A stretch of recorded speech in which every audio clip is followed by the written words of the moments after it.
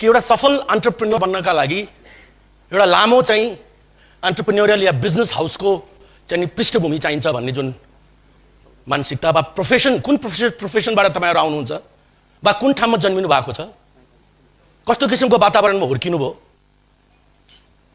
कस्तो किसिमको शिक्षा हासिल गर्नुभयो, कुन बी स्कुलमा जानुभयो, हर्टन, स्ट्यानफोर्ड, हार्वर्ड, क्याम्ब्रिज और even Ahmedabad institute of management, यस्ता किसिमका जुन हाम्रा चाहिँ एउटा ट्रेडिसनल कन्भेन्सनल जुन थिङ्किङहरू छन्, जुन मेरो लागि चाहिँ मिथ प्रमाणित भएर गइसक्यो अब अहिलेको समयमा आएर, यी सबै मान्यतालाई पनि त्यसले चिर्दछ।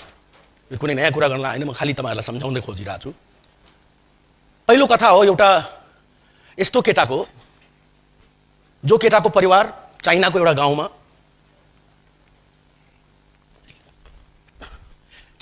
गाउँमा, उसको आमा र ऊ अत्यन्त साधारण सानातिना काम गरेर आफ्नो जीवन यापन गर्थे।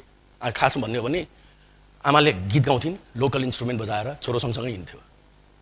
छोरो पहिलेदेखि नै अलिकति स्वभावले अलिकति झक्की खालको, टोलमा गयो भने झगडा गरेर आउने, आमा चाहिँ चटक बनाएर पठाइदियो भने सर्ट च्यातेर फर्किने, राम्रो उसको चाहिँ शिक्षा दीक्षा पनि हुन सकेन। बल्ल बल्ल चाहिँ नि चाइना ओपन हुँदै थियो त्यो बेलामा, 1964 पछिको कुरा गर्दैछु म। अनि त्यसपछि त्यहाँ KFC का चेनहरू खोल्न थाले। KFC यहाँ पनि छ नि हाम्रो। KFC को चेनले चाहिँ कर्मचारीहरू भर्ना गर्ने क्रममा आवेदन माग्दाखेरि 24 वटा पोजिसन थियो, त्यसमा उसँगै अरू 23 जनाले अप्लाई गरेका थिए। 23ले जागिरी पायो, ऊ एउटाले चाहिँ पाएन, उसले चाहिँ दिएन। उसको धेरै होला अलिकति चाहिँ नि उनीहरूले ड्युटी डिलिजेन्सको क्रममा। अब त्यतिकै चल्दै थियो। अलिक त्यसपछि राष्ट्रपति निक्सनले चाइना भ्रमण गरे र चाइना चाहिँ एउटा ग्लोबली एज अ ट्राभल डेस्टिनेसनको रूपमा लाइमलाइटमा आयो। अनि त्यसपछि त्यहाँ थुप्रै टुरिस्टहरू आउन थाले। ऊ पनि अब त्यो टुरिस्टहरूको पछि पछि लाग्न थाल्यो। खास त्यति साह्रो गहिरो पढाइ त होइन, अलिकति उसले अङ्ग्रेजी सिक्ने रहर, नयाँ नयाँ कुराहरू सुन्ने रहर। अनि त्यो टुरिस्टहरूसँग घुम्दा घुम्दै एउटा त्यहाँ आएको अमेरिकन दम्पतिले उसलाई अमेरिका घुम्न पठाइदियो। अमेरिका गइसकेपछि 1992 मा पहिलोचोटि उसले कम्प्युटर हेर्ने मौका पायो। अलिकति यो कम्प्युटर भने के हो, कसरी चल्दो रहेछ, के गर्दो रहेछ भनेर। र उसले त्यहाँ गएपछि उसलाई चाहिँ त्यो चाइनिज सामानहरू नेटमा, एमाजोनमा, यी प्लेटफर्महरूमा एक्सेस छ कि छैन, कतिको भिजिबिलिटी छ भनेर हेर्न मन लाग्दाखेरि के पनि देख्दैन। चाइनिज बियर कम्पनी खोज्छु छैन, चाइनिज भने चाहिँ उसले चाहिँ नि he said कि no, China also needs, hi Anil, come. China also needs to develop a strong e-commerce platform. Chinese गभर्मेन्टलाई कन्ट्याक्ट गर्यो कि यस्तो एउटा प्लेटफर्म बनाउन चाहन्छु जहाँ कि चाहिँ वर्ल्डलाई कनेक्ट गर्न सकियोस्। Two way, we will sell Chinese goods to the whole world and will also, the Chinese consumers will also bring the global products. Chinese government said no. खाली चाइनिज बेच्ने भए गर, नभए नगर भन्छ। अनि त्यो चाहिँ चल्दैन आजको दुनियाँमा। गयो मोनोपोलीको जमाना। कन्ज्युमर मस्ट ह्याभ चोइस भनेपछि उसले यो कथा मलाई 2002 तिर उसले आफैले सुनाएको। त्यो मान्छेले अहिले त नेटमा किताबहरू थुप्रो निस्किसके। अनि त्यसपछि उसले आएर चाहिँ साथीहरूबाट लिएर 16 जना साथीहरूसँग $5,000 इन्भेस्ट गर्नका लागि कन्भिन्स गरेछ हामी एउटा प्लेटफर्म बनाऊ भनेर।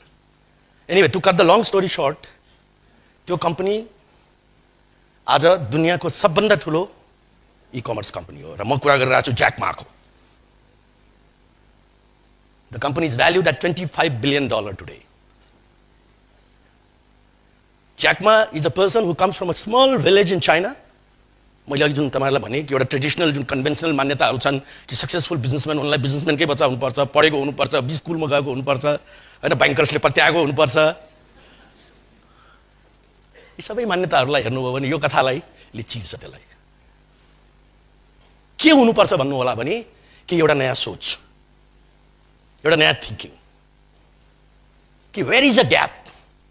उसले जुन बियर, चाइनिज बियरलाई सर्च गर्दाखेरि अमेरिकामा कम्प्युटरमा उसले चाहिँ त्यहाँनिर ग्याप देख्यो कि Chinese products are still not available in the net at the global contest.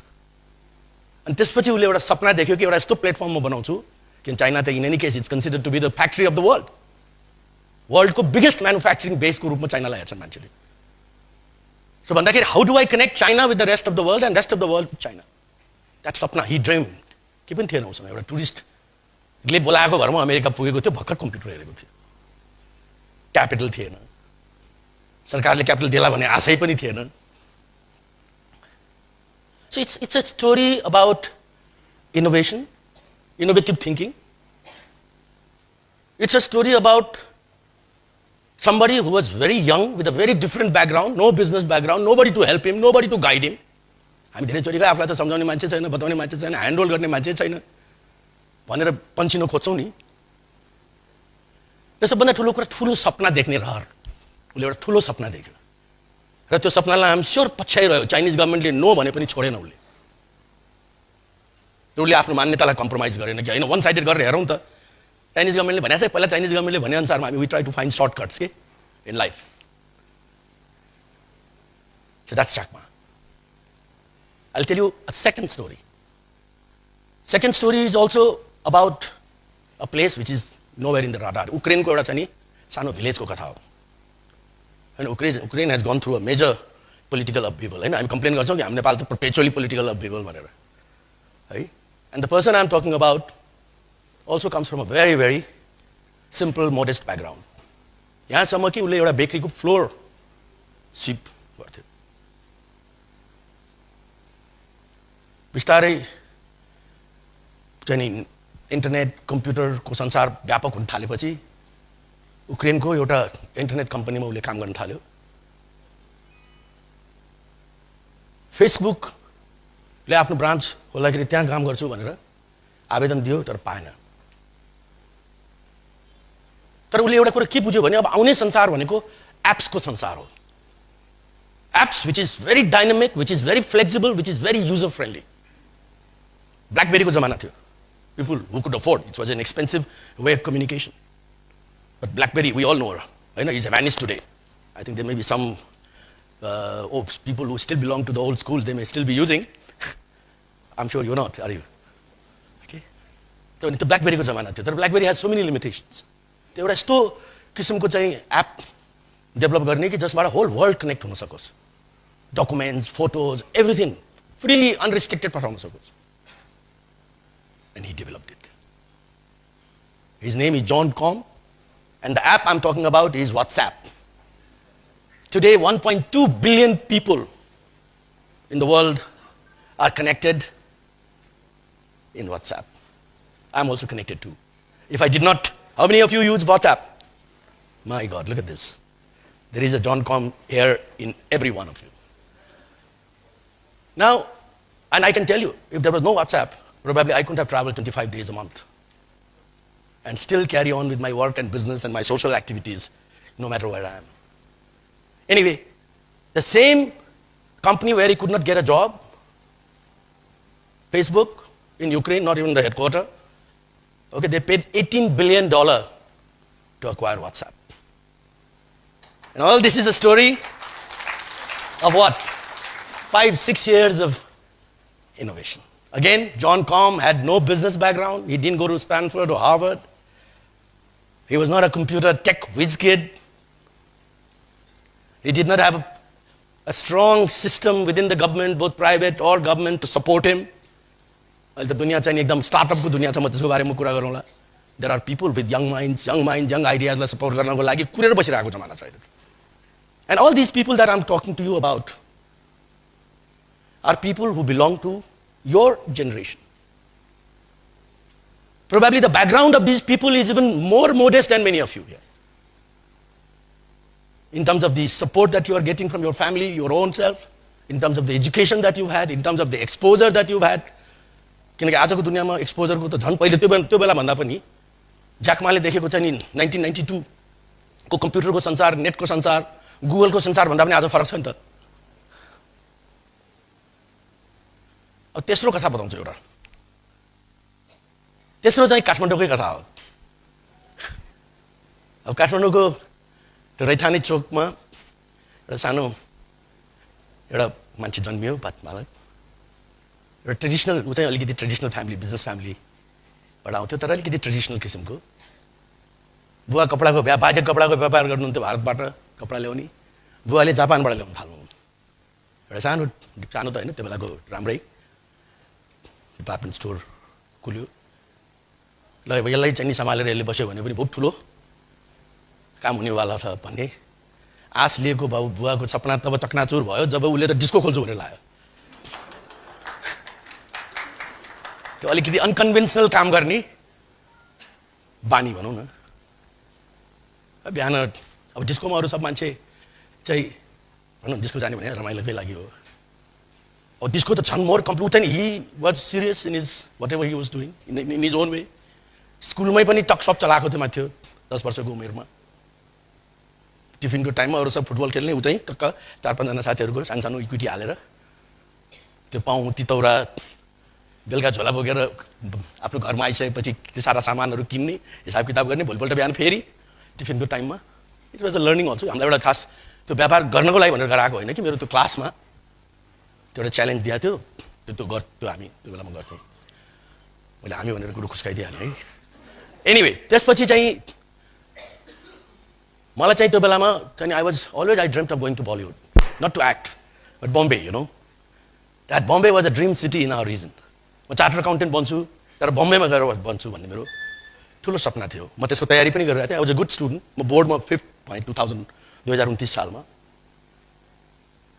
त्यसपछि बम्बे जान तयारी गर्दा गर्दै बुवालाई हार्ट प्रब्लम भयो त्यो बेला जमाना कस्तो थियो भने हार्ट प्रब्लम भइसकेपछि मान्छेलाई आज जस्तो होइन गयो बाइपास गर्यो 5 दिनमा त मान्छे ब्याक टु वर्क अब चाहिँ now your dad has to live a completely restricted life he probably can't come back in business was the advice given to me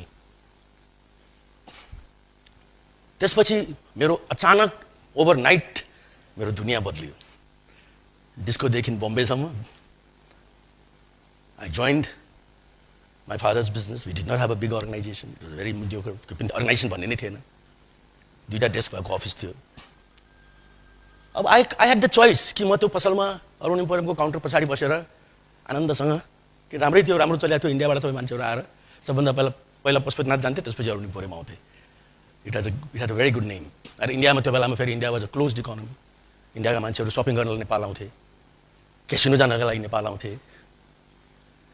मेरो मनले मानेन मैले भने होइन let us hire somebody good to run this and I must do something new त्यो बेला बुवाले भर्खर पशुपति बिस्कुट सुरु गर्नको लागि प्रारम्भिक कामहरू अगाडि बढाउनु भएको थियो एउटा दुईटा लोकल पार्टनरका साथमा विराटनगरमा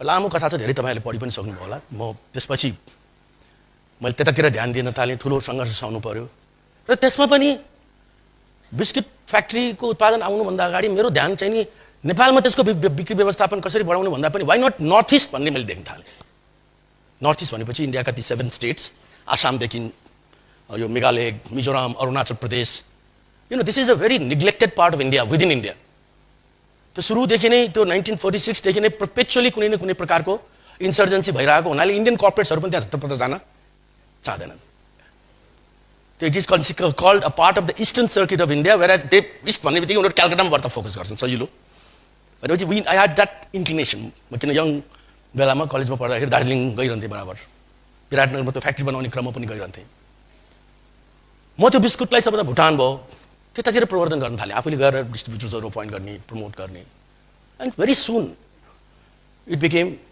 अ वेल नोन ब्रान्ड नेपालमा त भयो नि किनकि त्यो जमाना ब्रिटानिया र पार्ले जस्ता प्रडक्टहरूको कम्प्लिट मोनोपोली र चाहिँ नि भनौँ न एउटा डोमिनेसनको जमाना थियो त्यसपछि त्यसलाई सपोर्ट गर्नलाई हामीले एउटा फ्लावर मिल खोल्यौँ फ्लावर मिल खोलेपछि पछि चाहिँ एउटा ठुलो हेडेक थपियो त्यो not even 10% of the flour we used to produce we could use in our biscuit factory my god what to do to sell to others limited market competition in which I started looking for a product which was flour based Nepal त्यो बेलामा हाम्रो त्यो Japan कोरियासँगको व्यवसाय त चालु नै थियो बुवाले त्यति मात्रै फरक के पर्यो भने म त्यो यतातिर लाग्नेपछि म विराट पहिला सरी म जसो बुवा चाहिँ जापान र कोरिया जानुहुन्थ्यो कपडा लिनलाई ल्याउनलाई कन्भेन्सनली म त्यहाँ जाने बित्तिकै 1 वर्षमा अगाएँ जापानको कपडाको व्यापारबाट मैले त्यहाँबाट सुजुकी गाडी लिएर आएँ एन्ड सुजुकी गाडी that time was it was a situation जुन बेलामा इन्डियामा मारुति खोलेको थिएन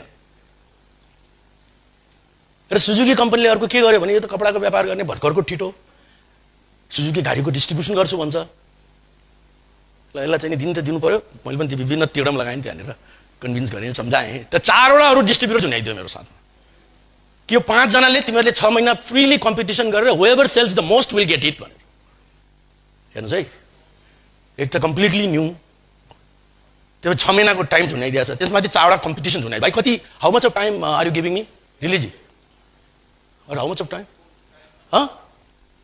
unlimited and you tell me when you get bored, right? Okay.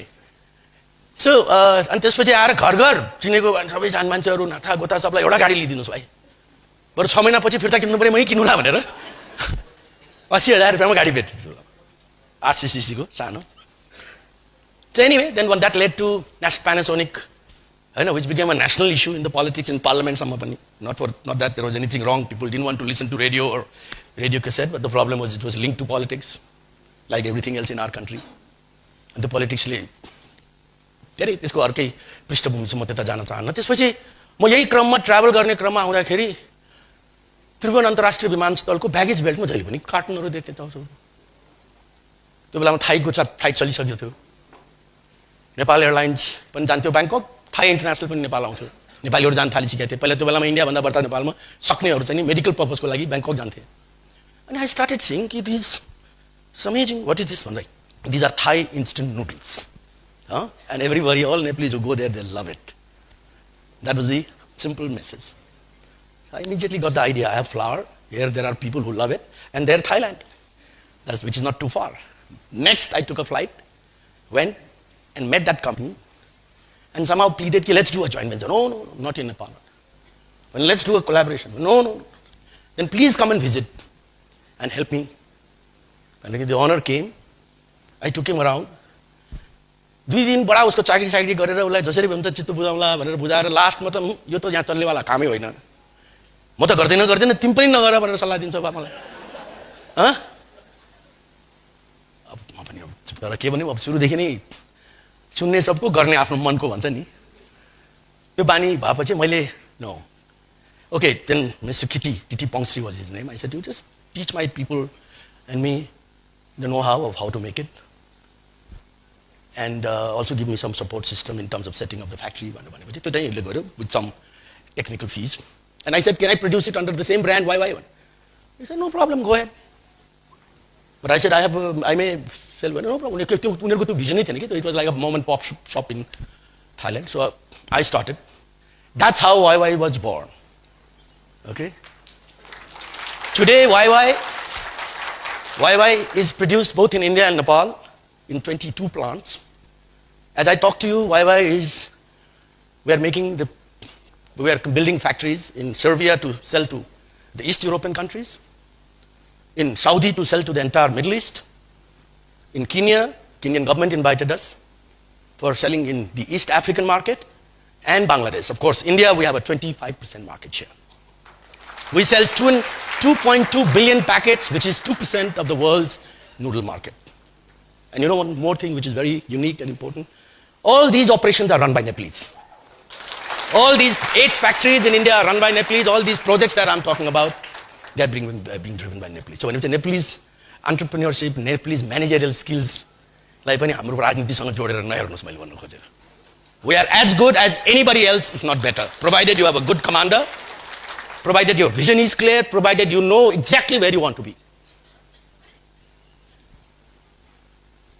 Then a new dream was born in my mind. I was tired of setting up factory, Biratnagar, Birganj, अनि त्यसपछि के रे यो सतुङ्गल भैँसेपाटी. I want to start. त्यो बेलासम्म धेरै मैले अलि देख्ने मौका पनि पाइसकेको थिएँ. एउटा वर्ल्ड क्लास इन्डस्ट्रियल स्टेट बनाउनु पर्यो, which should be integrated, where international investors can just come in, live in the finest of the environment from living point of view, and it has all the infrastructure from water to power to effluent treatment to housing to everything, top class engineering support system, so that they don't have to worry about it and they can do a joint venture with us. That's how our Chaudhary Udyogram in Nawalparashi was born in 1990. Today, it is the only and the largest industrial park, okay, which houses more than 12 manufacturing operations. But my dream of bringing in the international investors community with that kind of a setup evaporated, because by then we had started already. हाम्रो यो Maoist द्वन्द सुरु भएपछि नेपाल अलिकति राजनीतिक उथलपुथलमा चाहिँ नि गाँजियो। हामीले त आफ्नो यात्रा र लडाई र सङ्घर्ष जारी नै राख्यौं, तर बाहिर विदेशीको लागि त whole world is open. but in that part, so that त्यहाँ चाहिँ अहिले ठुलो एउटा फरेस्ट्री एग्रो फरेस्ट्री डिपार्टमेन्ट चलाइरहेको छ, त्यो पोर्सन जुन हामीले इन्टरनेसनल जुन। बट त्यही बेलामा मेरो मनमा अर्को पनि कुरा के आयो, जहिले पनि यो सधैँको वाइवाई पठाउनका लागि 15 दिन हाइवे बन्द, कहिले र मेटेरियल ल्याउनलाई हाइवे बन्द भन्दाखेरि no. If Maggi can be produced in Nepal, or they can potentially, or Coke can be produced, or Pepsi can be produced, why not YY outside? So I have to create the first Nepali multinational भन्ने सपनाले जन्म लियो, and it was a very upheaval task because there were a lot of regulatory issues. There were a lot of issues कि कसले भाइ नेपालमा त त्यही पनि सबैलाई चिनेको छ, बाहिर गएर कहाँबाट कसरी सुरु गर्ने एउटा ग्लोबल ठुलो स्केलको कुरा गर्दा गर्दै भन्दाखेरि then I decided that I'm first thing I'm going to go is to create a base in a neutral destination. And that's how in 1990 we created Sinovation, which is called CG Corp Global today.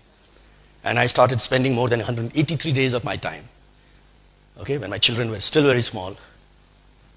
Would have loved to spend more time with the family. And it was critical that I was qualified as a non-resident Nepali, although there was no non-resident act. I've explained all this in my book.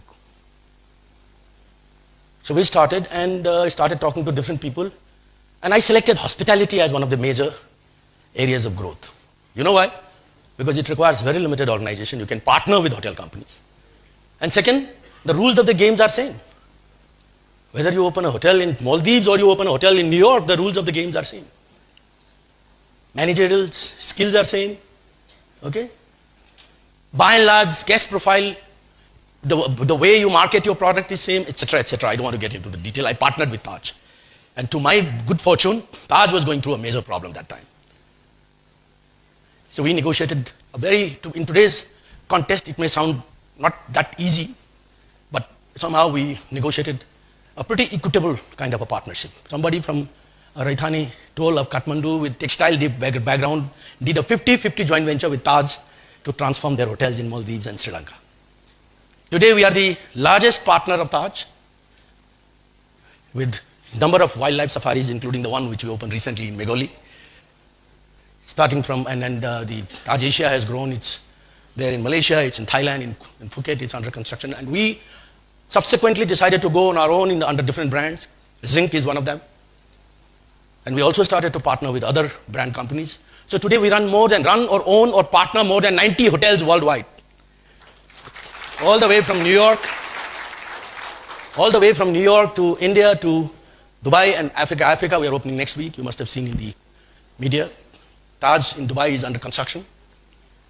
Anyway, our dream, our target, the task that we have entrusted to the hotel team of our group, including our partner, is to build 200 hotels by 2020. Again, it may sometimes sound like a joke. 200 hotel त्यो पनि 2020 मा त्यही हो जीवनको सारांश भनेकै सपना देख्ने हो सपना पनि यस्तो सपना देख्ने हो जुन सपनाको चाहिँ त्यो जसको साइज त्यसको आकार त्यसको औकात यस्तो होस् कि त्यसले तपाईको आफ्नो जीवन मात्र हैन अरु धेरैको जीवनलाई ओभरवेल्म गरोस् रिसोर्सेसको बारेमा सोच्ने हैन रिसोर्सेस विल फलो यु मैले यो अहिलेको नयाँ जेनेरेसनको कुरा गर्ने क्रममा अहिले भर्खरको अहिलेको नयाँ ट्रेन्ड तपाईहरुले हेर्नुभयो भने तब I'm शिफ्टिङ where the world is going in the way I look at it and how I see the opportunity. Okay, we talked about Google and Facebook, WhatsApp देखि यो सब त कुरा हामीले गर्यौं हैन अहिलेको ट्रेन्ड भनेको कस्तो ट्रेन्ड देखियो भने अहिले आएर कि दुनियाको सबभन्दा ठूलो ट्याक्सी व्यवसाय गर्ने कम्पनीको एउटा पनि ट्याक्सी छैन Uber. It's become world's one of the biggest company. Right? दुनियाको सबभन्दा ठूलो hotel company Airbnb has the maximum number of hotel rooms. त्यसको एउटा पनि होटल छैन. Sells. र दुनियाको सबभन्दा ठूलो व्यापार गर्ने कम्पनी ई प्लेटफर्म अलिबाबा जसको एउटा पनि वेयर हाउस र फ्याक्ट्री छैन. र यी सबैले यी सब कुरा हाल गत 10 वर्षको दौरानमा बनाएका हुन् र यी सबैले तपाईहरु जस्तै कुनै न कुनै ठाउँमा त्यो एउटा सोच उसको आफ्नो दिमागमा जन्मियो, त्यो सोचलाई अगाडि बढाउने क्रममा एउटा ठूलो सपना देखे र त्यो सपनालाई पछ्याइरहे, लागिरहे त्यसमा। भारतको रितेश अग्रवाल भन्ने एउटा केटा, जस्ट 22, ओके, उसले ओयो भन्ने चाहिँ ओयो रुम भन्ने एउटा नयाँ कम्पनी सुरु गर्यो। के भने जसको होटलको कोठा नबिकेर बसिरहेछ नि, उनीहरूलाई गएर त्यही होटलको कोठाहरू मलाई कन्ट्र्याक्ट आउट गर भन्ने। होटल कम्पनीले मालिकलाई के फरक परेर, यसै होटल खाली जानेवाला छ, उसै खाली जानेवाला छ। उसले त्यो room okay at a subsidise, highly subsidise रेटमा उसलाई दियो। उसले चाहिँ नि त्यही सेम होटल अरूले बेच्यो भने $100 मा उसले $50 बेच्न पाउने भयो। आज उसको 22 वटा सिटीमा 2200 रुम्सको प्लेटफर्म छ। And is talking about a different level of business already. किन कि तपाईले मात्र आफ्नो सपना पछ्याइरहनु भएको छैन, त्यहाँनिर अरू पनि धेरै मान्छेहरू सिलिकन भ्यालीदेखि लिएर वर्ल्डमा बसिरहेछन्। यो स्टार्टअपमा कुन चाहिँ नयाँ युथको दिमागमा के नयाँ एउटा उपद्रव जन्मिने हो हैन, र त्यो उपद्रवको पछाडि म लागेन भने मेरो ट्रेन छुटिहाल्छ भन्ने उनीहरूलाई राम्रो थाहा छ। So they are sitting there with money, they are sitting there with desire to help, become a part of your success story, help you with their evaluation and incubation process, do your hand holding, bring in those missing elements because they also have an interest.